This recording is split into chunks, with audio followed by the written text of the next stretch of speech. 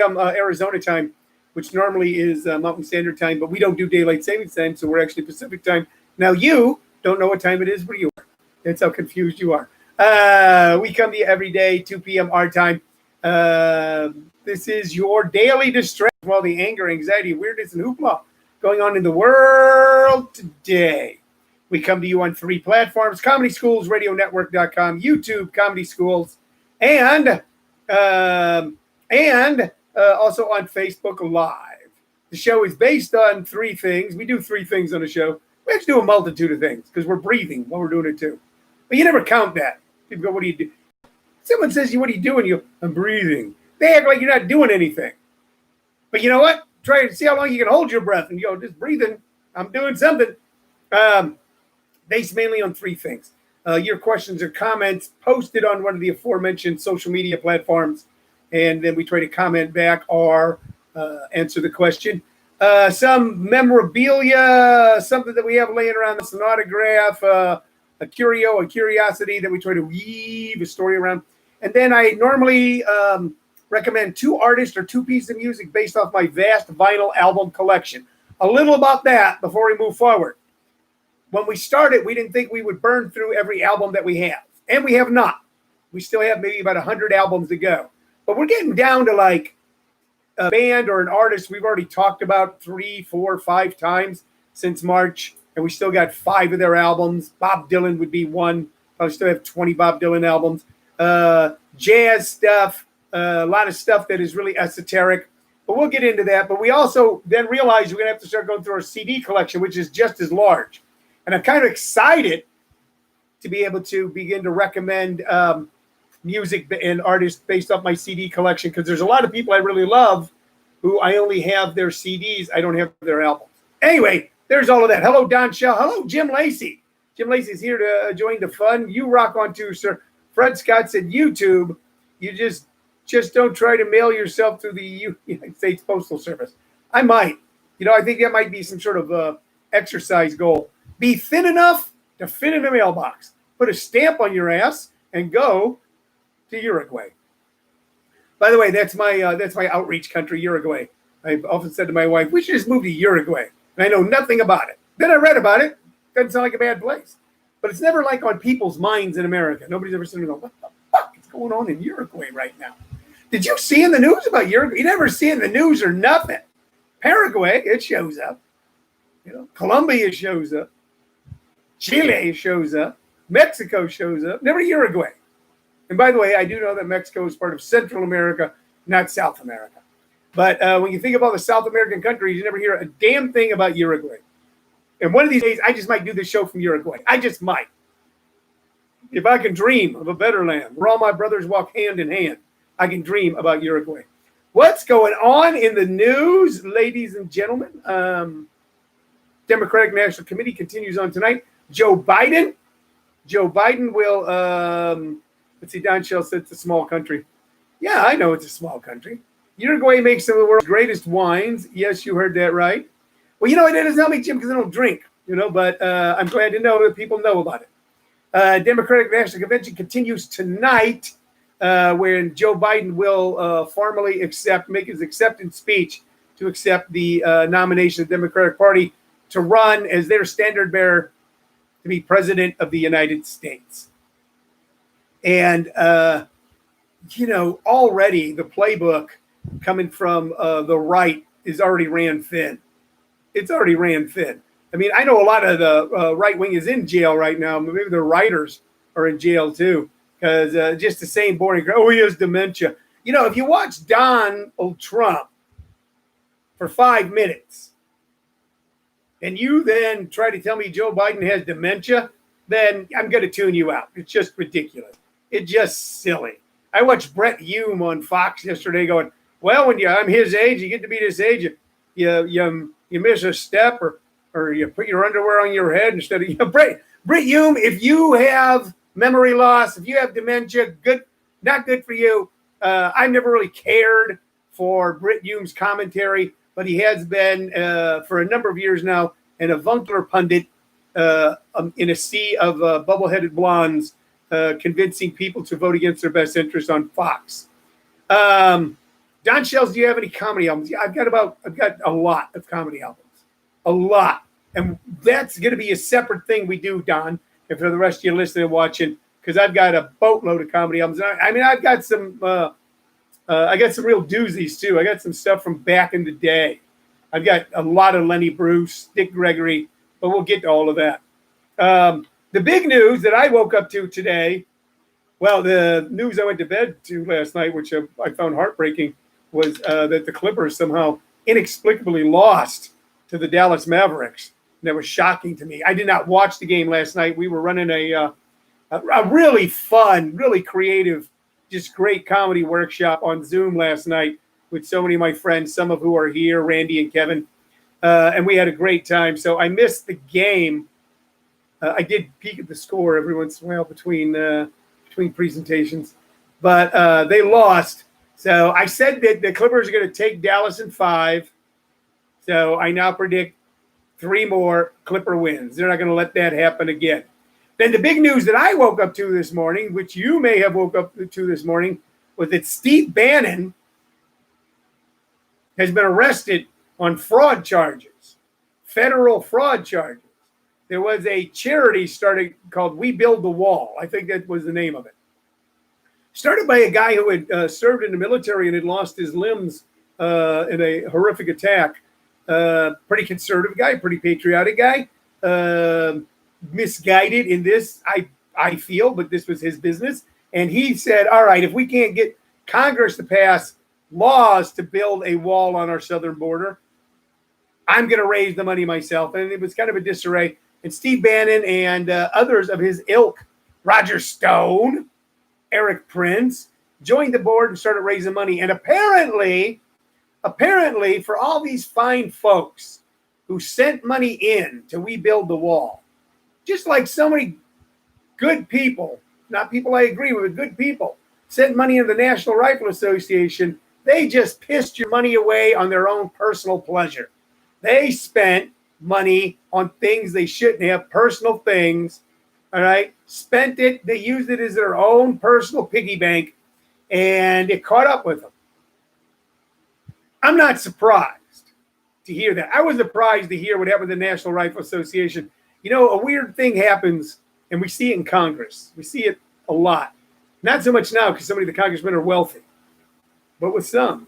And the problem is when you're making $80,000 a year, and most of the people you're talking to are multimillionaires, you start thinking you're a multimillionaire, and all of a sudden when you realize you're not, when you can't eat every night in that 5-star restaurant, you start getting a little resentful, and that's when someone goes, well, there might be a way for you to be able to afford eating a 5-star restaurant every night. Would you like to eat a 5-star meal on a yacht, sailing in the Mediterranean while being on a junket to fact-find you, to find out about water?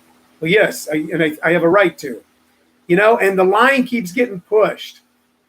So all this money comes in, and they go, you know, I'm doing good things. I'm building a wall. I'm making it so people can use automatic weapons and tanks and bazookas in their personal possession and fire them out their window if they see a stranger.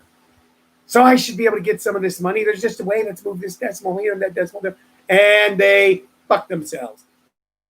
Wayne LaPierre and the National Rifle Association is in big trouble for stealing the dollars of hard-working Americans who believed in their cause. Now it appears that Steve Bannon, and Steve Bannon, by the way, is worse than Wayne LaPierre, and I'll tell you why. Because Wayne LaPierre was not a rich guy when he took over the National Rifle Association. He's not a rich guy. He's a rich guy now. The rich guy's going to go to jail, maybe. Maybe. Steve Bannon was a rich guy when he took over We Build the Wall. Steve Bannon was a showbiz guy.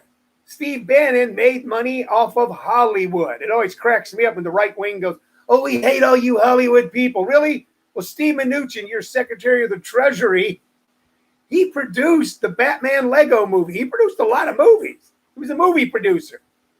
You don't believe me? Look at his wife. That's the wife of the movie producer. You look at his face, look at his wife, and if you never saw them before, you put them together in a picture. If you showed a picture of Steve Mnuchin's wife and Steve Mnuchin, you never had seen them before. You go, this woman's married to this man. What does he do for a living? You go, movie producer?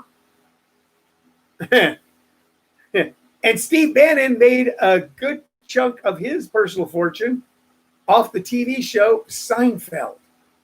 That's right, Seinfeld. And here's how it happened. Steve Bannon was a Goldman Sachs guy. Then he moves out to Los Angeles, starts a boutique financial services business, packaging movie deals.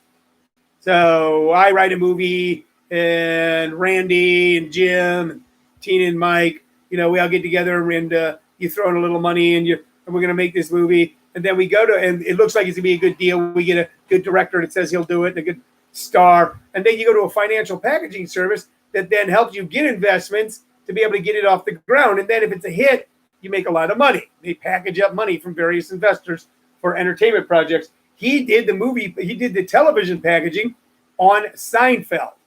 And when Seinfeld was sold in syndication, Steve Bannon became a multi-millionaire instead of a regular millionaire. And that's where you know that these guys are greedy. Because with all the money Steve Bannon has, with his ability to make money, he stole from people, good people, not people I agree with one darn bit, but a lot of good people who believe it's important to have a wall on the southern border, who sent their money, working people, retired people, people who drive a truck for a living, people on a fixed income, and they sent money to, we build the wall. And they raised $25 million, and that son of a bitch siphoned it off. You know what? And that just gets my goat. You can tell it gets my goat because I kind of veered off of what I normally do here, which is talk about fun and funny stuff, because I need to distract from all this too. But, man, I tell you what, I've got pretty good weasel radar, and there's a lot of weasels running around there right now. I just want to say, if you're my friend and you're a Republican, and I have a lot of Republican friends, you gotta vote this guy out of office now and reclaim your party and rebuild your party. I'll disagree with you. I'll fight with you. I'll make fun of you. You'll fight with me. You'll make fun of me. But you got to rebuild your party, because your party's gone, man. Republican Party's gone. You're just a wing of QAnon now. Jim Lacey says, and all he got away with was about $1 million. So yes, to be a multimillionaire, you put your ass in the line to make a mere million is sheer greed. So yeah, so he siphoned $1 million off of this. Look at it. If right now if UPS pulled at my door and there was a check for $1 million, a legitimate, I'd be set. I'm not a greedy guy. Had a lot of fun in my life. I'm having fun now. I like my life. If we had $1 million, I'd probably still do this podcast, to be honest with you. But because $1 million, what the hell are you going to do with $1 million in the middle of a pandemic? And not a lot to do. There's just not a lot to do. Hell, half the countries, 3/4 of the country in the world won't let us in. Not like I could travel. So it's just, you know what? A thief is a thief. Is a thief is a thief. And even when you have all that money, still can't help but steal a little. I'm going to take just a little. All Steve Bannon wanted to do was let them wet his beak. Now you watch. They'll come out and they'll go, oh, this is all politically motivated. The most politically motivated people in the world always complain about people being politically motivated. This is politically motivated. Jim Lacey said, I sent you a little satire minutes ago on QAnon. You'll dig it. I know some people that kind of lean that way, and they're pretty loopy. They believe all that loony shit. They believe it. They believe it in spite of a total lack of evidence. You can make up anything. You get it out to those QAnon people, and they'll go, well, all you got to do is connect the dots. They're just drawing shit, connect the dots. You know what the people who say all you got to do to connect the dots remind me of? They remind me of people who were addicted to cocaine, who were out of cocaine, and they're crawling around on their carpet looking for white flecks to snort. So next time someone goes, all you got to do is connect the dots, you're like a cocaine addict looking for chunks of cocaine on the floor. You're just crawling around looking for something that doesn't exist. And by the way, when you do find it, won't do any good and won't get you high. All right. Hey, a couple things to tell you about this coming Tuesday evening at 6 p.m. Arizona time. We're doing a free comedy class for those of you who are going, I'm going nuts. I got to do something with my creativity. You sit in Zoom meetings all damn day, and they're Look, I'm not saying it's there's a fan on YouTube. I can see there's like a book or something in the back, and it's like flopping like that. Oh. Cheryl's gonna move it. You sit in Zoom meetings all day. You're just burnt out. Man, I get it. I'm in Zoom business meetings and other meetings all day. Okay, I want to tell you something. Zoom can be fun. Zoom can really be fun. Okay, there are people doing comedy shows on Zoom right now, and they're good. A lot of them are good. Look, some of them are not good because the performers aren't good or whatever. Performers having a bad night. They're good. They're fun. They're live. They're immediate. They're real. All right, and we offer a workshop on Zoom, and man, you know what? It's fun, and you'll learn stuff. You truly will. Okay, I mean it. I've been doing this now for 20 years. Somebody goes, well, wait a minute. You started in Arizona in 2001. That's true, but I started in San Diego in 2000. I've been doing this for 20 years. We've had people go on a lot of great success, and a lot of people have a great time. A lot of people form lifelong friendships, connections through our workshops, and we think that's so cool. And I'm going to offer you a free class this Tuesday, 6 p.m. Arizona time, 8 p.m. Central time, 6 p.m. Pacific time, 7 p.m. Mountain Standard Time, 9 p.m. Eastern time. It's free. All you got to do to join, you don't have to do anything, man. Just pick up your phone, go to comedyschools.com, and click the link this coming Tuesday, and I'm going to lay out a little 1-hour program that tells you how you can take all those great ideas you have, and you've got them. You've got great ideas. You do. I know you do. You know you do. Anybody I've ever told that I was remotely connected with showbiz at all, I had an idea that I thought it'd be good for a show, but that's as far as they get with it, because they don't know how to write a show. They don't know how to stand in front of people and speak. They don't even know how to pitch an idea. So we can show you how to do that. We can help you with that, and we're going to do it for free this Tuesday at 6 p.m. I thought I would tell you about that. Okay. What time is it? I'm just going to go ahead. Okay. Here's something I want to show you. Okay. I think this was the second bobblehead we ever shared with you on this show when we got into the bobblehead portion of our knickknacks that we share. And here it is. That's James Dean. That is a James Dean bobblehead. That is an important bobblehead in the land of, there it is, James Dean. I know it's backwards on Facebook. Learn to be dyslexic. That's James Dean himself. Okay. And it's more than a bobblehead because James Dean was iconic. James Dean changed American acting. This is him in his Rebel Without a Cause get up. We always think of James Dean like in a leather jacket, but he never wore a leather jacket.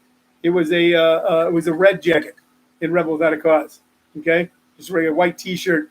Okay, where he played an outsider. He only made 3 movies. James Dean only made 3 movies: East of Eden, Giant, Rebel Without a Cause. Did a little TV prior to that, but 3 movies, and still lives on in the hearts and minds of people. Why does he live on probably longer and greater than Marlon Brando, who in my estimation was a superior artist? They were both method acting guys. They both came from that school, the kind of new school of acting, come out of New York at the end of World War II, post-World War II America. Brando was a big muscled kind of menacing guy, okay, and James Dean was an androgynous looking guy. And in that way, young people whose emotions are stronger and more vibrant because they're new, really in a movie like Rebel Without a Cause.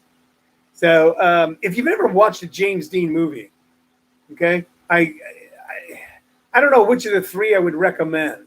I got to recommend all 3. If you've ever watched James Dean, sit down sometime and go, I'm going to watch these 3 films, okay? And they are East of Eden, Giant, and Rebel Without a Cause.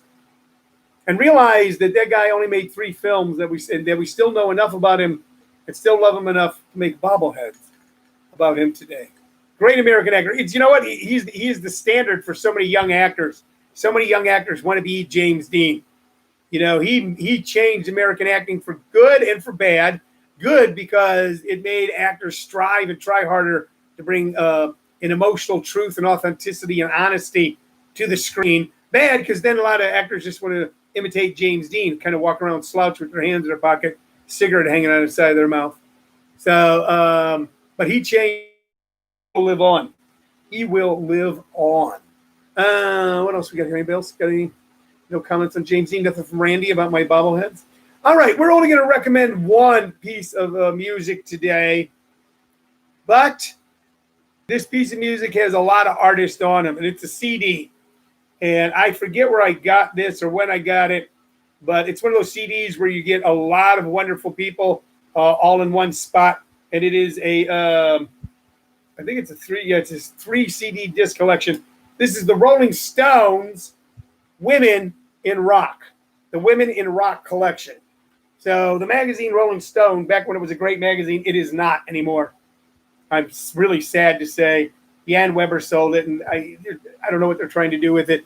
But even the great hard-hitting political reporting they once did is weak and thin right now. That's okay. That happens. There's other places to read Matt Tabai and all that. But, the days of Hunter Thompson up in San Francisco, it's not that magazine. And in rock. So I don't have time to read you all the great people on here, but they start out with Big Mama Thornton, okay, doing Hound Dog, all right, and here's the great thing, Hound Dog, Elvis Presley's, one of his first big hits was That's All Right Mama, but the one that really put him over the top was Hound Dog. You ain't nothing but a hound dog. And everybody was sure that this was Negro music, black music, a race record. And oddly enough, it was written by, I want to say it was Lieber and Stoller. I forget exactly, it may have been, but two Jewish kids who were songwriters wrote it for Big Mama Thornton. Big Mama Thornton was just one of those great blues wailers. Ain't nothing but a dog. And she belted it out. And I urge you to YouTube that, man. YouTube Big Mama Thornton doing Hound Dog. Etta James is on here doing Tell Mama. Patsy Cline's on here doing Crazy, Dancing in the Streets. How good was Dancing in the Streets? How fun was it? The Grateful Dead immediately put it into their repertoire in the mid-'60s. Dionne Warwick doing Walk On By. I always loved Dionne Warwick. All on one CD. Jefferson Airplane, Somebody to Love? Yes. The Jefferson Airplane was Grace Slick right there at the beginning. Janis Joplin doing Me and Bobby McGee, which was written by Chris Christopherson. We've talked about often on this show. Dusty Springfield. We're going to stop there. We're going to come back to this one tomorrow. But, man, you want to hear a hot, well put together record. You want to hear, they said about Roy Orbison that every one of his songs were a mini opera all rolled into 3 minutes. It's the same thing with Dusty Springfield's Son of a Preacher Man. What a great tune. What a great tune. If you want to hear something that's going to stick with you, if you want to hear music going to stick to the ribs, you want to Dusty Springfield, Son of a Preacher Man. That is a stunningly good record. Every record I mentioned here, every artist, Big Mama Thornton, Etta James, Patsy Cline, the Shangri-Las, Martha and the Vandellas, Diana Ross and the Supremes, Dionne Warwick. Oh, I didn't know if I mentioned them. They're doing Stop in the Name of Love here. How did I skip this? The Velvet Underground with Nico. And they had the girl singer Nico. I'll Be Your Mirror. Okay. And Aretha Franklin doing Chain of Fools. Chain, chain, chain. And and then Dusty Springfield doing Son of a Preacher Man. You want to listen to something that you go, I'm going to listen to that again. That's the kind of song that if you were listening to it on an album, if you had it on a 45 and you brought it home, you had that little skinny 45 record player, that's all you could afford, that's all you had, and you saved your pennies, and you got your 99 cents together, and you went down to the local 5 and dime where they had a record section, and you got that 45. You got that 45, you put it on. As soon as you listen to it, you put that needle down and you listen. As soon as it's done, you pick it up, and you play it again. Okay? Because that was young boys and young girls could both relate to, because it was about love, and it was a little bit about forbidden love, and it was about forbidden love making it just a little bit sweeter. The only boy that could ever reach me was the son of a preacher man. Jim Lacey offers some inside information here. Aretha, that is Aretha Franklin, ladies and gentlemen, was offered Son of a Preacher Man first and turned it down. Dusty jumped all over it, thank goodness. Yes, that's true. And later on, many years later, we found out that given a chance, Dusty would have jumped all over Aretha as well. So, okay. You know what? I'm going to wrap it up. I'll take it. Pretty good show today. I showed you a bobblehead. You got your bobblehead fixed. Okay. Tomorrow, Clippers take Dallas by 5. Or is it Saturday? The next time they play. Maybe it's Saturday. Okay. That's my prediction. Okay. My prediction is we're going to see more soldiers fall. You know, it's not Republicans. It's this right-wing cabal that took over the Republican Party. Okay? That's what we're up against, man. And they, you know, like a healthy man or woman who rides a bicycle 20 miles a day and does yoga and aerobics and takes care of themselves, if a cancer gets a hold of one little part of the body, it can destroy the whole body. There's a cancer on the Republican Party. Let's remove it. I want to go back to fighting about local and state and national. Should it be a local, state, or national issue? Let's go back to fighting about that. Let's get the Republican Party back to what it was when it was an anti-segregation party. Let's get it back to that. Got to get rid of these. You got to get rid of these hustlers and cons that have taken over. That's all. I'll be back tomorrow at 2 p.m. Mountain Standard Time, Arizona time. Thank you for watching and listening to you. Living on a Thin Line. Bye-bye.